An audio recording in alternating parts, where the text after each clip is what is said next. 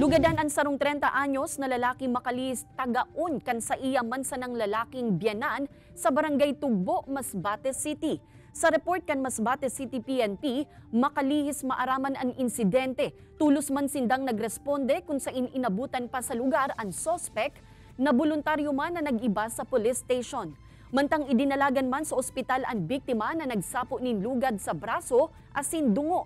Sigun sa Masbate City PNP, haloy naman na igwang day pagkakaintindihan ang duwa basado sa pahayagkan sa indang mga paryente. Sa ngunya, nasa kustudya na kan kapulisan ang suspect asin naso na dan naning kasong frustrated murder, mantang nasa marhay naman nakamugtakan ang biktima.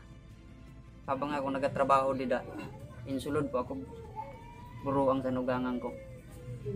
Nakatalikod po ako, saan nangyari. Pag lingi ko sa iya, isa na lang kadupa, amo nang pagtigba sa akon. Biglaan ang pagkatigba sa akon. Based doon sa sa investigator ng kaso, itong suspect daw tsaka yung victim is matagal nang may alitan. So yung nung time na yon na na nangyari is pinuntahan bigla nung suspect yung victim doon sa bahay kung saan nagko-construction worker yung yung victim.